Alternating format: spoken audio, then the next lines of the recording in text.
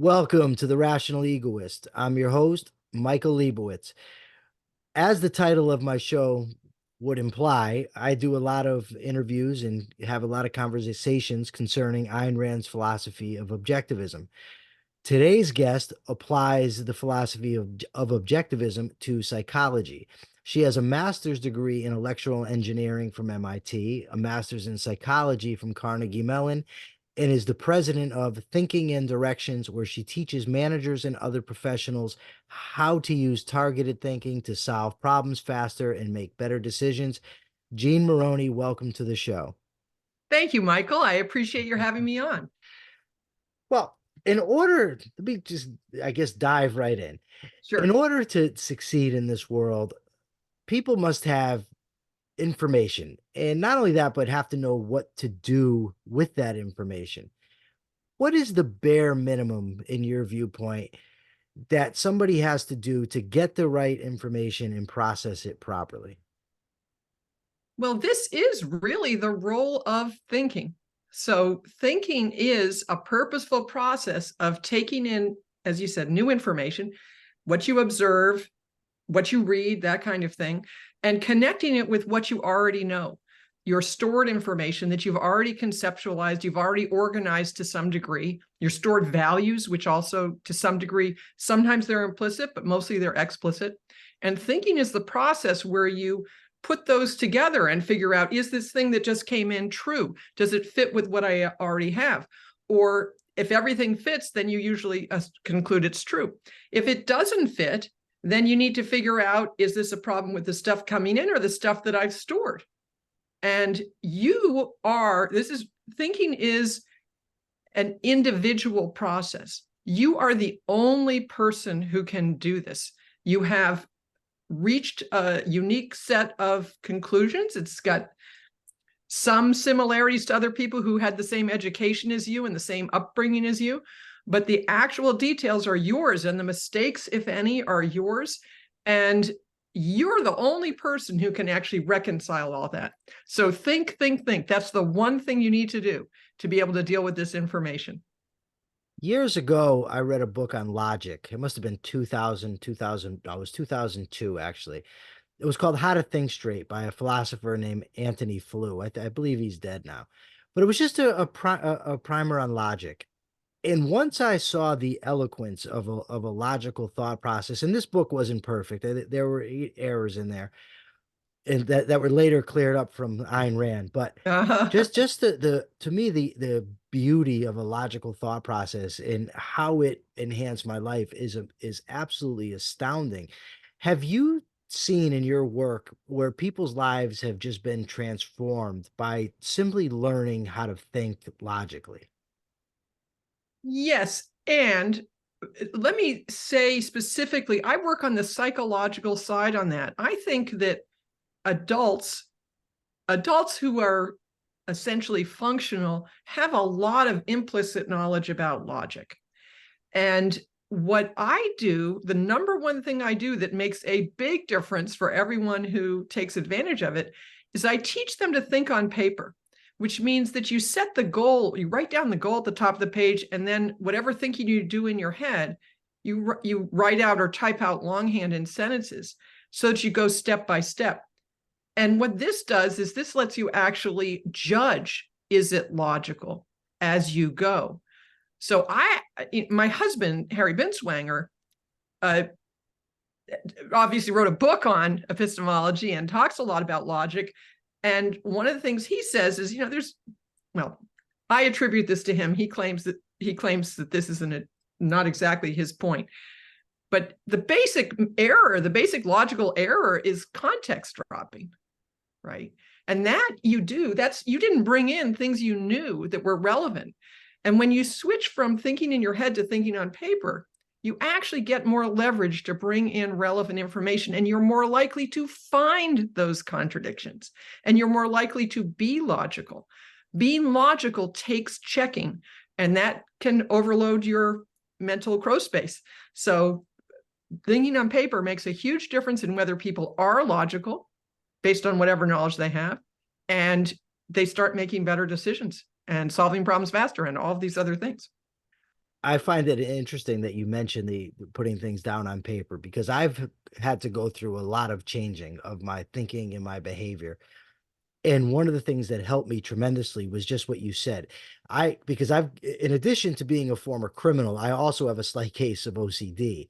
So my mind just gets overwhelmed. And when I'm trying to sort through things, I try to solve one problem in my head and then another one pops up. But when I write them down, I'm able to do things like rank the order of importance of these stressors, what needs to be dealt with first, and so on and so forth. What steps do I have to take to solve the problem? And something that really helped me, I used to do thought reports to deal with my stress.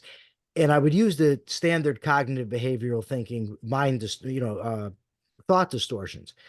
And I noticed that in nearly every one of the incidents that were stressing me out, I was magnifying things beyond their importance. Mhm. And so I was able to say, okay, that's not logical that I'm making such a big deal about it.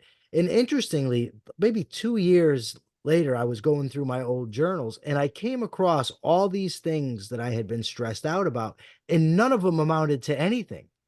I had been literally, driving myself up not literally up a wall, but I had been making myself nuts Right. with stressing out about these things, which all amounted to nothing. And once I learned to think logically about them, I learned that, okay, if the worst thing happens, I'll be fine. This isn't the end of the world. I'm making mountains out of molehills.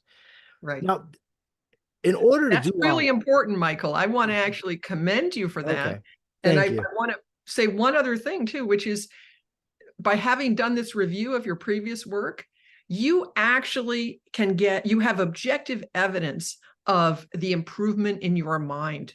You have reorganized your mind so that these distorted thoughts don't occur to you anymore. And that's because through logical thinking, you've actually organized the concepts so that they're all integrated. You've actually found some contradictions and disintegrated that. And as a result, your mind works more efficiently because it doesn't put up these emotionally triggering thoughts that can really sidetrack you. So congratulations. Thank you very much. But people will often ask me, well, why did you change? What made you change? And my answer is basically, well, I just got sick of living the way that I was living. But if for a more Yep. technical explanation, what are some of the key factors? Because in order to change, in order to think logically, this is hard work. Yes, And in it is. order to do it, somebody has to be motivated. So what are the some of the key factors that motivate people? Well, there are really only two types of motivation. There's positive motivation, which is a motivation by values, something that you want to get. And those, all rational values are tied to actually having a happy, flourishing, successful life.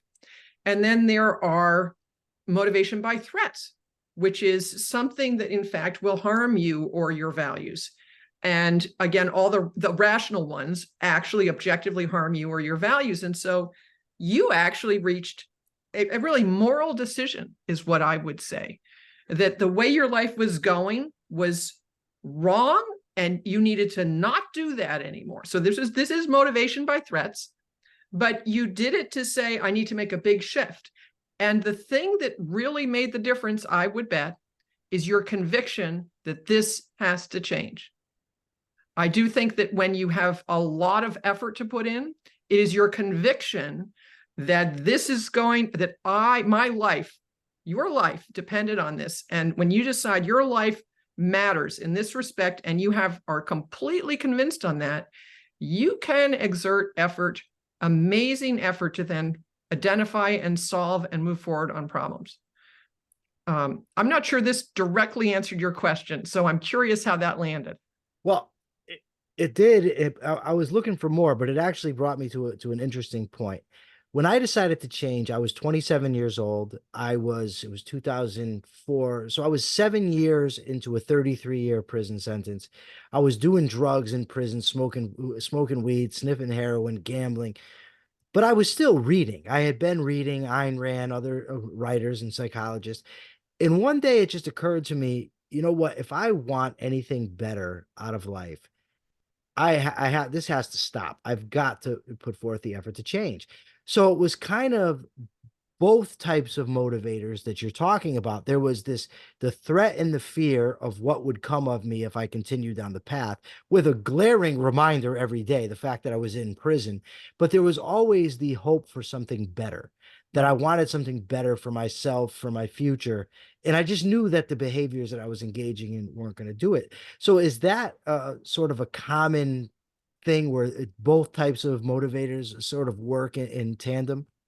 Yes. So what's really good about this example is the threat-oriented motivation that you had, you saw how it was aligned with rational values, meaning your life, selfish value. So and I did, if I said something to the contrary, I want to clarify. Yes, I totally agree with you. You had very clear positive and a very clear, I got to avoid this negative to get that positive. And what that does is that kind of turbocharges, right? Because you have both the pull forward and you have the push from behind. And that generally motivation by threats can become problematical because it makes people fear-based. The time that it works is when you've already figured out the positive and you use it as a little turbocharge. You say, yeah, that's the positive I'm going for. And yeah, that's away from here. And generally threat-oriented motivation. So we're talking anger, fear, despair, guilt, frustration. These tend to be stronger and they kind of overpower other motivation. They tend to be, this is like a empirically validated point that a little negative motivation seems to be stronger than positive motivation. And so you need to deal with the negative motivation. And the way you deal with it is by untangling it. Make sure you aren't just running away from something that doesn't actually matter, like those things that you were magnifying. There were fears, there was threat motivation, but it was about something that didn't actually matter. You needed to sort that out so you said, oh, that's not the way I should deal with this. Get clear on the values that you go after. And then when you can get them aligned, then that can really move you forward. You know, in addition to Ayn Rand, the criminal psychologists, Dr. Stanton Samanow and Samuel Yochelson, helped facilitate my growth incredibly. And in their book, their 3-volume set, actually, The Criminal Personality, they talked about how not being a criminal, it cannot work as a goal to change a criminal, because it just creates a vacuum. Right. That you actually have to have something to go toward, Yes. which I think has to do with the value orientation that you're talking about. Mm-hmm. And they also talk about guilt. And they say that in order for criminals to change, you have to make them feel guilty. And they talk about total integrity. Now, when a person, in any endeavor, decides to change a behavior, you're going to have a lot of missteps on the way. They don't just go away because you say, I don't want to do it anymore. And with the criminal personality, you're talking about an entirely structured personality that needs to go. So there's always missteps, and then they want you to feel guilty for them. And then there's always this guilt, but they also talk about how that can become counterproductive. Yes. After a while, because I'm constantly beating myself up and then feeling bad about myself. So can I say something about this? Because I think this is extremely important. And I've done a lot of work on the general question is, what kinds of motivation are there? Value orientation and threat orientation. You could also break it up, rational and irrational. Sure. And the key to a happy life is to understand your motivation. Don't just act on it. Understand where it comes from. Figure out the actual rational values that are at stake. And in some cases, if it's love or it's desire or it's joy, that value is right in your head. It's like, I really want a better life, or I really want to get this book finished, or whatever it is.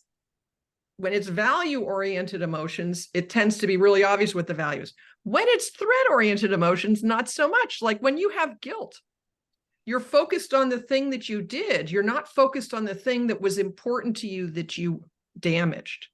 And it takes extra steps of introspection to figure out what that value was. Because if you did something that you feel guilty about, you actually betrayed one of your values.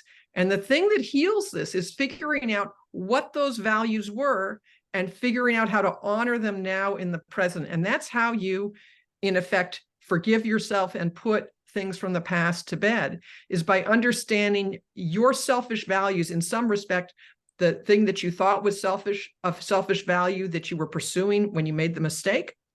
And more importantly, the selfish value that you actually did undercut when you made the mistake. And when you really get clear on those and see that it's you and it's your values, it's all about your values, and you have a different choice about how to pursue them, that's what, in effect, reprograms your value hierarchy, which I think is the actual source of motivation, gets rid of these contradictions and fills in what I call anti-values, which I think we could talk about, which I think is how I would explain something like having your mind organized around criminal behavior.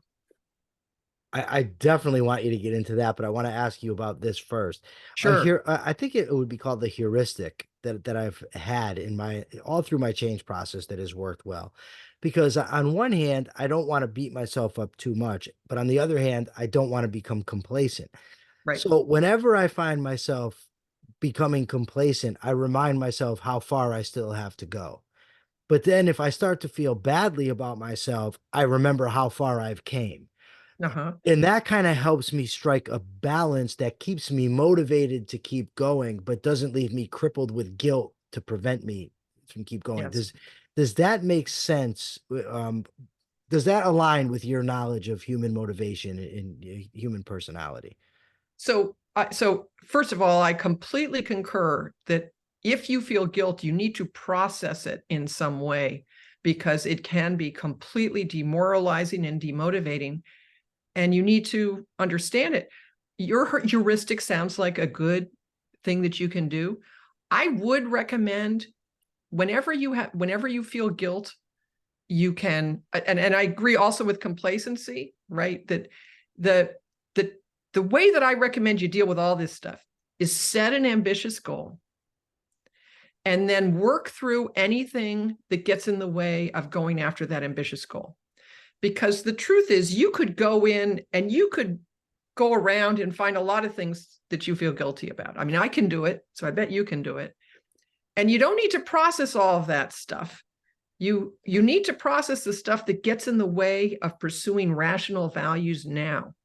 And I think one of the reasons people get overwhelmed in changing their lives is that they feel like they need to fix everything. And this is part of what I think your heuristic helps with, that you can get feel like, oh, I have more to do.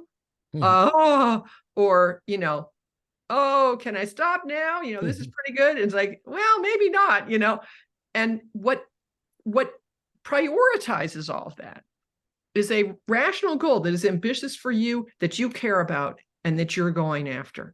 And that then prioritizes it, because if you have some old baggage that gets in the way of this particular goal, it will come up. And that's when you need to deeply introspect if some guilt comes up, or if some frustration comes up, or if some fear comes up. You deeply introspect it because you see, I got to deal with this to be able to take these steps toward that goal. And that goal then gives me the motivation to pause, not just act on the fear or whatever it is, and do the extra work to untangle it. That was excellent. And I want to get into goals in a second, but first I want to backtrack and let you explain the anti-values that you were talking about. Like what are anti-values? Are they bad? Are they good? I mean, they sound horrible, but I don't know what the concept actually conveys. Yes. I don't even know if I've ever heard it before. So So I'm it's, very interested in hearing about it. yes. So a couple of people have used it in print, both Greg Salmieri in the companion to Ayn Rand and Leonard Peikoff. That word does appear in OPAR, but I think I'm the person who's really said, hey, I think this is a real psychological phenomenon that we need to understand. So normally all your motivation comes from values. So the very first, all emotions come from values that are at stake in the moment. And these are formed at birth, from birth, like with your action that actually meets a need. So when the little baby by reflex turns its cheek and starts sucking the milk, its action actually satisfies its hunger. And that action is, the whole thing is kind of filed as good, and the milk is filed as good. And then a little bit later, the child sees the mother and associates it with that. And so now the mother is filed as good. And all your values start from this meeting of actual body needs. So the starting point for the value system and the entire emotional system is based on real biological facts. But of course, as you get up to the conceptual level, you can start reaching conclusions about what would be good for you that are mistaken. When you reach a conclusion that something would be good for you, it gets some value significance and it can now motivate you. So if you say, gee, it would be really good if I had some more money and I could do that by mowing a lawn, right? And you mow the lawn and you get the money and then you can use that for something. Mowing lawn and making money all become values to you. And those were rational. Now, if you get it by, well, if I tell my mother I lost the 25 cents for lunch or whatever it is these days, I'm old. It was cheap when I was a kid. I lost it. I need another one. Well, then you get the extra quarter by lying, and you start thinking lying is a good thing. Now, that's not actually true. But in little kitty logic, it can seem like it was a good thing and it paid off. And so now you start actually having mistaken values. So that's one problem that can happen. But basically, or approval is a better example than that, actually. Approval is a better example that kids sometimes do things to get approval because approval feels good and they think that approval is the thing. Most of your motivation comes from values that you want. In this case, things like fear is situational. Like in this situation, like if you're afraid you're not going to get approval, we're taking a kind of mistaken value, but if you're afraid you're not going to get approval because you might not do well on this test or something, the threat is situational in that this test is making you afraid you're not going to get approval. In another situation, it might not be a threat. The example for this I like to use is my cat, Callie, who generally, when I see my cat, Callie, I think, oh, I love my cat. But she has this thing. She really likes arugula. And I get the arugula from the store and I put it out on paper towel so it dries so it will last longer. And if she sees that, she'll jump up and she'll try to get on the table and she'll put her little paw on the arugula. And she has in the past pulled the arugula down to the floor. And I've lost a whole half a container of arugula. And so when Callie does that, I think, oh no, Callie is now a threat. But it's situational. It's not that she's some kind of intrinsic threat. It's relative to the arugula, she's a threat to me. A test, if someone else is taking it, is not a threat to you. It's if you're taking it, it's going to have an impact on someone's approval that it's then a threat to you. So normally threats are just situational. They're not like values. Values are really stored in your psyche. You have values that you have formed and they're matter. And that's, your mind is yourself and its chosen values. That's an Ayn Rand saying. Most of your motivation is created that way. Now, when you're afraid of something, you avoid it and you consistently avoid it, you can actually form some things which I would call anti-values, which are formed specifically from avoiding threats as opposed to from gaining values. And in this case, like a real classic one is actually, say, conflict. I had a problem with this. I really hated being in conflict with other people. And so I avoided that, because it didn't feel good. So I would not raise my voice. I would not, say what I needed.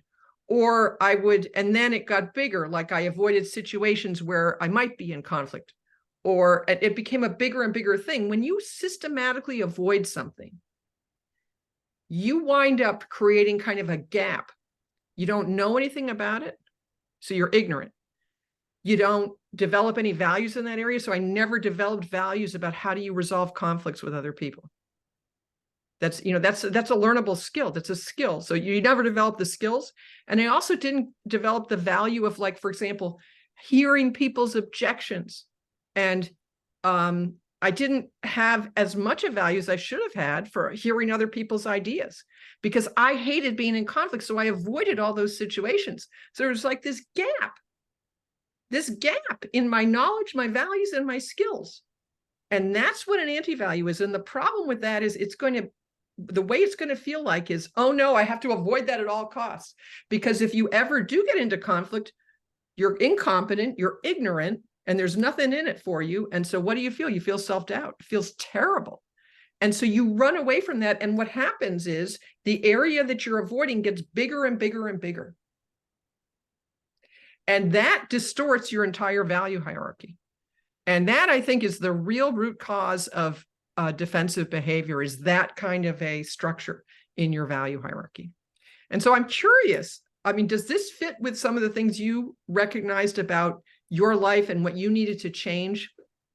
The one thing that definitely does is when you talked about valuing the wrong things. The way that I've always formulated this in my mind is that there's things that we value, and there's things that actually have value. And the ideal is to get those to line up so that I value the right things. And what happened, through whatever reason, I mean, a lot of it's me, a lot of it's, who knows, genetics, upbringing, I don't know, but ultimately I'm responsible. You accepted perhaps some of the standards around you. Sure. Perhaps. Yep. So I value the wrong things. Now, what's interesting in the context of change is this. Once I know, okay, this is what I want to do. I want to adopt these rational values. The anti-values, if I'm understanding them right, are the things I'm valuing that actually don't have value or actually harmful. So actually, that's quite mean. I'd call those defense values, but let's talk about them. So carry on. Okay. Yep. So they're there. And even though I consciously have repudiated them, they're so built into my my emotional and psychological framework that as I'm trying to change, like for instance, I would always put a high premium. I'm not being insulted or disrespected and always having to fight should that happen. So what ended up happening is I would know, okay, rationally, I need to walk away from this problem, regardless of what this person says. He can say something about my mother, my friends, me, whatever. Just walk away. But I would feel guilt for walking away. Because you thought standing up for yourself was a big value. Because that was embedded in myself. So in that sense, that was huge to have to overcome that, to be able to battle against the old, the emotion stemming from the old value system, to refrain from acting in accordance with those, to say, no, this is not logically in my own interest. This is just not real. I need to just walk away from it. In a similar sense, a friend of mine who's talking about a relationship and not liking the relationship and wanting to get out of it, but feeling I can't because this relationship is such a part of me. And I would say, well, that's an illusion. It's not real. You don't need that relationship. Similarly to the way that me feeling like a jerk or like a loser because I'm not fighting, that's not real. It doesn't correspond to anything. It's just my misinterpretation. Understanding that and learning to fight against it, it was incredibly valuable to me. And there's an essay in The Virtuous Selfishness called The Psychology of Pleasure that kind of explains that. So and that was incredibly helpful to me. So I'm really glad that was helpful. And I want to just add on to that a little bit, because I think what you're saying is absolutely, this is logic will get you far. And you're a testament to the fact that logic can get you far, and seeing, that is not good for me. And I see that I've got this impulse to do that. It's not good for me. I'm going to do this other thing. That is going to get you far. And I congratulate you on that. You may have some additional baggage to deal with in certain situations, because if you still feel the impulse to fight in that situation, at some point that actually kind of slows you down, because you need to avoid situations where that comes up. And so at some point, if you have some value that's going to require you to be able to stay in that situation and yet not have all of that emotional stuff triggered, that's when I would analyze it with this anti-value concept. So if you have something you're avoiding, and I should have written it down as you said it, but you said you hated having someone, when is it you need to they're basically disrespecting you. Disrespectful, right? Disrespect. So being disrespected was like this huge thing that you could not tolerate. right? It's no good. It's terrible. It's a real terrible, horrible thing. That's the anti-value. Being disrespected was the anti-value. And if you get in a situation where someone is doing it, you've got a choice of fight or flight, and you were choosing fight, right? And the fight was for respect, right? So here you have, and we're standing up for yourself, right? So here what happens is, because you think this is such a bad thing, you've got extra motivation to stand up for yourself, more kind of disproportionate, because disrespecting is such a terrible thing in your view, as opposed to, yeah, some people are not going to give me the respect that I deserve. Oh, well, which is another way you could look at it. Because that was so bad, it actually added a lot of motivation to go after whatever you wanted to call the positive there. The positive there was something like making demands on them. What did you do when you would stand up for them? What were you going at? That's a good question, and I got to admit, I don't know the exact answer. I just know that, and it's self-esteem is implicated here, and I'm going to ask you about that shortly.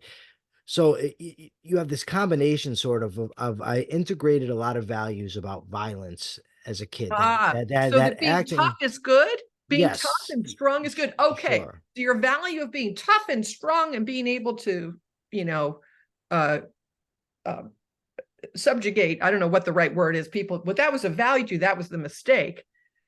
But it was also powered by this thing that's legitimate. Having people disrespect you is a bad thing. It's just not the end of the world, right? And it sounds like in your mind, it was like a terrible thing that you had to do something about, and you develop this value. And that's typically how mistaken values form, is that they are helping you avoid something you really want to avoid. And they are getting something that has usually there's a mixture of some value and some mistake. So like second-handedness is a good example. Like when someone is avoiding conflict, it's usually because they want approval. And approval, again, approval it's kind of nice to get approval of people, but it's not such an important value. What they really, the deep rational value there, I'd say, is connection. And it's been distorted into this thing where you get this superficial agreement and you want to separate out, yeah, I'd really like to have connection with this person, and I can get that without having them be in agreement with me. Or in your case, I'd really like to stand up for myself. I'd like to get justice, right? I'd like to be treated as I deserve. And that doesn't have to be done by dominating the other person, right? And so part of what you need to do is you need to separate out there's an element that is actually needs to be nurtured for you, like being able to stand up for yourself and having respect and getting respect. I can imagine mutual respect is probably still a value to you. Is that right? Yes. So I got to explain a lot here, because it just clicked in my head actually what the value is that I'm pursuing. Right. And what it is approval. When you said second-handedness, it reminded me, because criminals in general are hyper focused on what other people are thinking of us. Okay. What if I let this guy talk to me like that? What is everybody else going to think? Okay. And as a kid, I started acting violently in large part because I wanted my father's approval. That's the type of stuff he approved of. So I wanted it, and then I kept pursuing it. Right. And then it becomes this second-handedness where I'm obsessed with what other people are thinking. Now, that touches on the respecting, because a lot of the times it's respect and approval from people that I don't even like. Right. Yes, exactly. I don't even like them. I don't respect them. So Right. it's like, why do I care? But when you're, especially in a prison atmosphere where everybody's gossiping constantly, I mean, if people only knew like how, it's like a gossip colony. And and then you've got this stuff that happens, and it's always happens in front of everybody. And then you've got a whole community of people with skewed values, that it creates the sort of perfect storm. So now when you walk away from this fight situation, you're going to end up with people whispering about you and talking about you. And yet you really have to learn that it doesn't matter. Their opinions do not matter. The stuff that goes on in their heads has no effect on me. At all. It doesn't impact my life at all. Yes. So mutual respect, I think, is important. In that context, though, really, to gain the respect of the people that I was worried about, no, I wouldn't want their respect. It's meaningless. Well, that's great, because this is another point that I like to make, which is that the way that you get out of these situations is going more abstract and deep. And so you do value mutual respect, but not with these people. No. And you can get that in some other way, like in correspondence with someone who is not in jail, who is supporting your effort to Sure. improve yourself, right? And when you see, oh, the abstract value that I really want, that is the kind of rational element of this, I can get that in a different way. That really breaks the hold of these mistaken values on you, because then you see, oh, so there's this part that wants approval, and that makes no sense. And the part of me that wants respect, I'm going to get that in a different way. And it's that you need that part of, basically breaking out the value, the mistaken value you've been going after. You need to break it out into the part that you do care about. You get that in a different way. The part that makes no sense, and you're clear that it makes no sense, which you've done in spades. And then the third thing that is helpful to do is to figure out if there was a big fear that is an out of context thing that you're really distresses you, figure out what well, actually, I think you did this. You realized that having people be disrespectful of you didn't matter to you, right? So you actually let them be disrespectful and did not treat that as the end of the world. And it's not. And it's not, right? And and the thing with anti-values, it's always not. There is no boogeyman. No. It's like, man tamed fire. Fire, animals run away from fire. It's like, no, we got to get away from that. Man can tame fire and make his entire standard of living. You take anything that is quote unquote bad, awful, can't stand it. Human beings can go and take that and harness it and turn it into an amazing value once they understand it. So there is no, if you have anything that you're avoiding at all costs, which is what an anti-value is, it is mistaken. There is no thing that logically could justify that. You said something about mutual respect, and it is important. And I think that approval is okay to want, just not put overemphasis on. And it's also like, I want my girlfriend to approve of me. I want her to respect me. I want her 4-year-old son to respect me, to approve of me. When I got out of prison, I've been out of prison a little over a year. I've been doing Can this. I just interject one Sure. thing there? Because I think it's very important, the words you use. Okay. And I think it's actually alignment and mutual visibility that you want with your girlfriend. Sure. Right. So she doesn't need to approve of every single thing you do. No. But you do. She needs to basically value the same things you value fundamentally. And she needs to and the same thing with the kid, right? You actually want to have connection with the kid. Right. And if he's dissing you or whatever, that's going to be a problem. But the real thing is you want a relationship with this kid, right? And mutual respect can add to that, and mutual, playing together can add to that. A lot of things can add to that, right? Okay. Sorry to interrupt. No, it's okay. So, all my studying took place, not all of it, because I have continued to study since I've been out, but took place in prison. So my friend and I, Brent, we're reading books together, bouncing the ideas off each other, debating each other, objectivism, Austrian economics in general. Now, I've been out of prison for a little bit over a year. In March, I started this podcast. Yes. And since congratulations, by the way. Thank you. Since I've had this podcast, I've been able to interview people that I was reading in prison, your husband being one of them. Mm-hmm. And being able to interview experts in the fields, whether they be constitutional professors or Austrian economists or prominent psychologists, and to see that what Brent and I learned in prison and our understanding of these things was accurate, I find validating. Yes. And I like that. Now, if the people didn't like me, or that'd be fine. I could live through it. But it is nice to be able to have a conversation with Harry Binswanger, where I'm discussing objectivism and I'm making sense and he understands what I'm communicating, because it tells me, when you're going to college, you get grades back. You get comments from a professor. But Brett and I didn't have that. All we had was each other. And for all we knew, we had a folie à deux, insanity of two, where we're just bouncing echoes off each other. So that I find validating, and it makes me feel good. But at the same time, it wouldn't have been the end of the world if I didn't get that. And that for me is important to understand. Yes.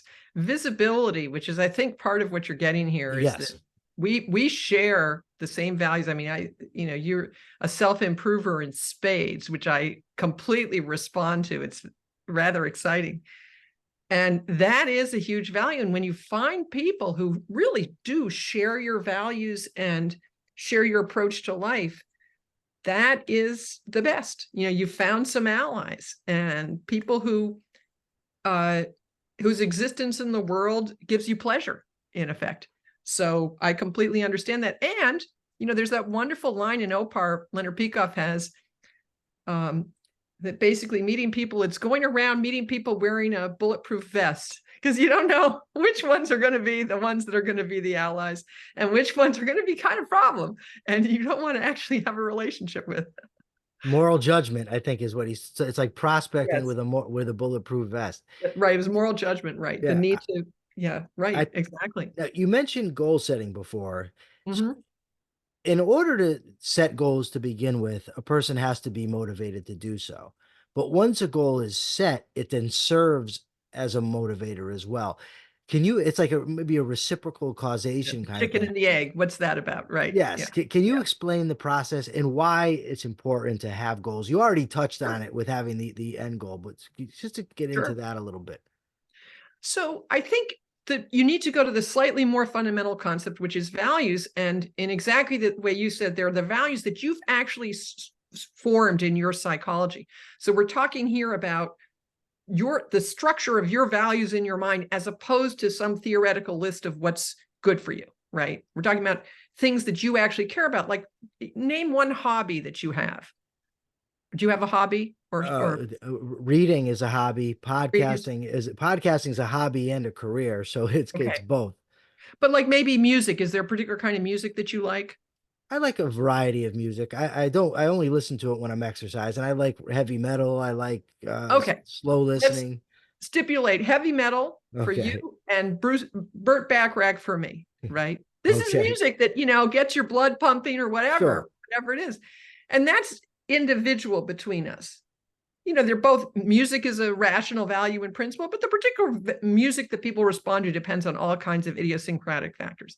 So when we're talking about values here, we're talking about the values that you have formed through every choice you've made from birth till now, and also the experiences you've had. I think it's important to realize that values can be formed implicitly. I think this is the reason that we can have quote unquote reason and emotion conflicts, is that some of your values are not fully explicit. And that's part of the work you did. So you come to any time in your life with a lot of values. And it's based on those values that you might decide, gee, I really want more of this. Like, let's give me an example of a goal. Someone might say, well, it's coming up on New Year's, so maybe we should just pick a couple of standard New Year's resolutions. How about that? Lose weight. Lose weight. Okay. Lose weight or start an exercise program, which are two slightly different things. So you really, like, lose weight is described in terms of avoiding a negative, right? Get rid of the extra weight. But so let's do that one. And let's also do the one where it's get fit, which is a positive. Like, I want to be strong. I want to be, at age 60, I'm going to try to become athletic, which is really surprising. Okay. So I want to get athletic, or you want to lose weight. This is based on previous values that you have. So like for the lose weight one, it might be, you actually need to know what the value is. For some people, they want to lose weight because they want to look different. They actually want to look, not have a little bit of chunky stuff right in the front of the tummy, right? And it's literally a beauty goal. For other people, lose weight could be a health goal because they are incipient diabetes and they realize now's the time. now's the time to lose some weight and change their metabolism. They actually want to have a really good, healthy metabolism. And then it really is a health goal. Let's see if we can find a third reason why you might want to lose weight. I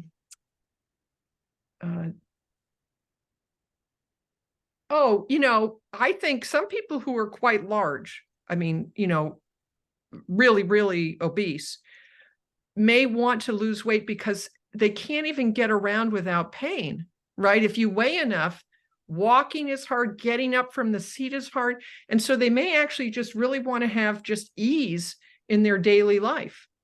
And you see, this is three completely different values that the person who says that the goal is to lose weight. One of the most important things in setting a goal is make sure you know the value that is at the root of it. And how you're going to pursue that goal is going to be different depending on the value that is actually the motor of that. So the reason you even get the idea of the goal is because of one of these values, but sometimes the goal itself, like lose weight, seems more obvious than I'm trying to fix my metabolism. I just want to get around and have it be easier to get around, or I want to look better. The lose weight is more concrete. It's more easily identified. That's actually one of the benefits of a goal. A goal is a specific outcome, a specific result, concrete, specific result that you want to take action to attain. And you shouldn't set a goal unless it's a value to you. But once you set it, whatever it is that you set as that goal actually gets additional value significance. This is one of the ways you strengthen your values, is by thinking about them and thinking about how good they would be for you. And like you thinking about how it would be good if your life were different. This actually strengthened your resolve. So thinking can actually strengthen values. And so just by setting a goal, you will start having stronger emotions about the process of, say, losing weight. And so that's one of the ways that setting a goal changes your values. The other way that setting a goal changes your values is to the extent that you actually take the goal seriously and act to gain and keep it, values are strengthened by acting to gain and keep them. So to the extent that like if you actually set the goal, I mean, I would actually set the goal in more positive terms. I would set the goal, like if it was fit in a size 8 dress, let's say, if it was the beauty one, that would be a positive, and you could actually see progress toward it. If you got, from 14, 12, 10, you would see we're making progress toward it. If it were the metabolism one, it might be, the actual positive goal you might set is find a diet that I can live on, that I like, that is good for my metabolism. If it were the get around one, you might actually say, just find some movement I can do to start shifting this balance. I have a friend who actually works with overweight people. Just getting them moving. If you can just get moving in the day, that can make a big difference. If you're really big, it can make a big difference in how you feel. It can make a big difference in actually starting weight loss, that kind of thing. So the particular goal you would set, in my view, depends on your knowing what the value is that you're after.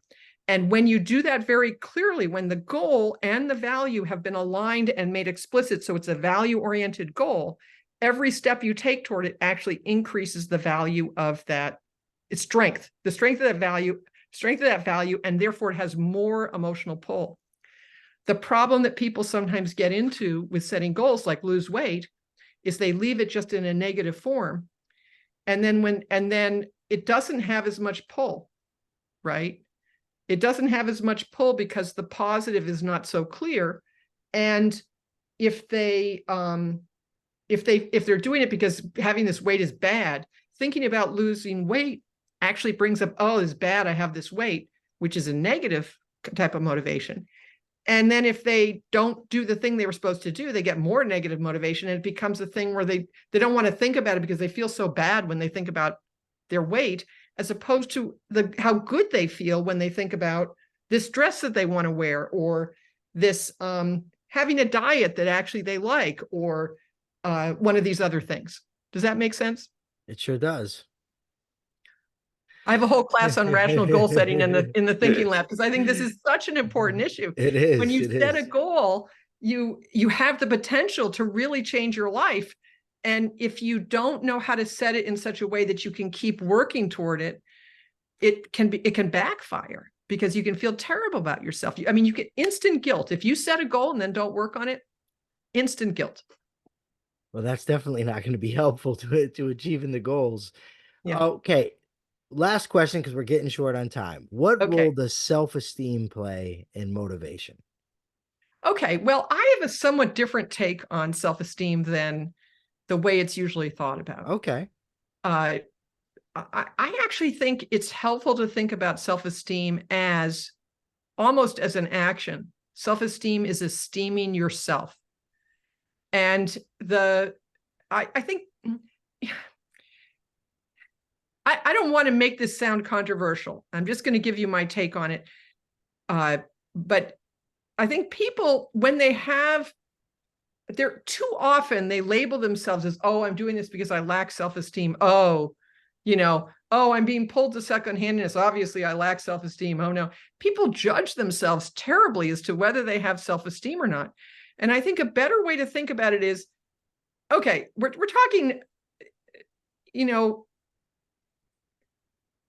a person who has actually done something to take care of themselves, right? I mean, even you, the thing that even you, that sounds terrible. When you made that decision, you were going to make your life different.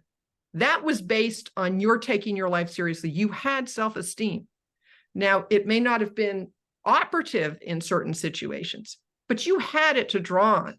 And I think the right way to think about self-esteem is when you have difficulty doing what you think is the right thing, you need to call on self-esteem. And I think there's I have a tactic for that. And I have kind of a catchy way of thinking about it. I think of it as having your own back or making a stand. The negative is have your own back, avoid having problems. And the positive is making a stand for yourself. And that involves several things. So in terms of having your own back, if you think in terms of you're in a knife fight in an alley, right? You want someone to have your back because you want them to help you, right? And so you want them, don't run away, don't melt down, and don't stab yourself in the back. That's what have your own back is. And what that means, don't run away. You need to feel the feelings. You need to face the facts. You need to really see what's going on right now. So this is reality focus here. Reality focus and accept the situation. And part of what this is, you need to feel the feelings because those are alerts to your values.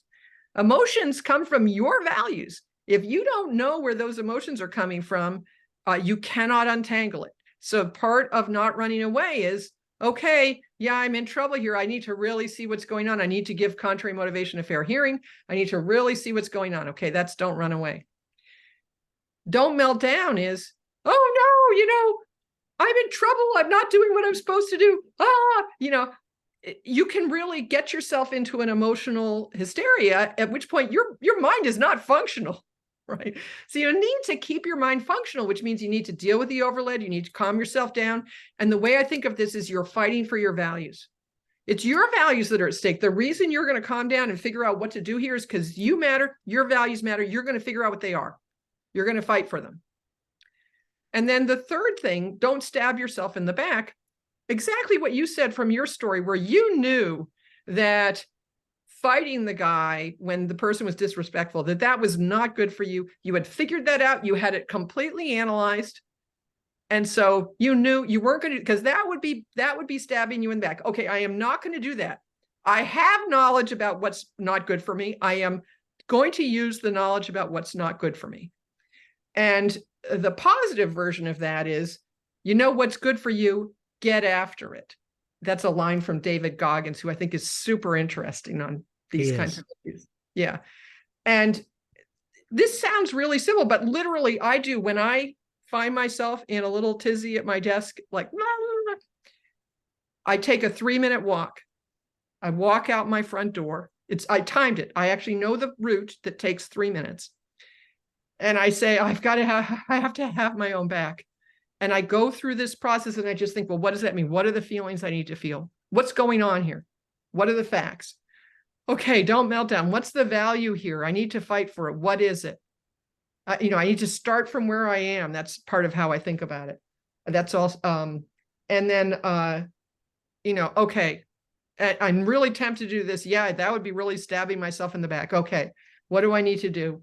Let me get after it. And by the time I'm back, walk through the door, I'm ready to actually bring my full rational self to the situation. Doesn't solve the problem, just gets me into a place where I'm back emotionally grounded, looking at the facts, looking for values, ready to figure out what to do.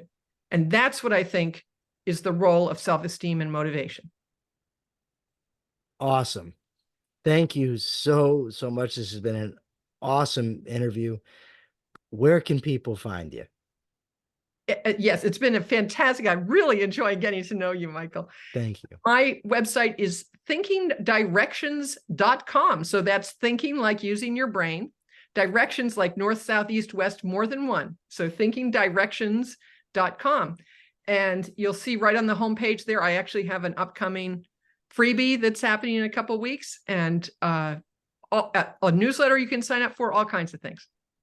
Awesome. I hope people will do just that.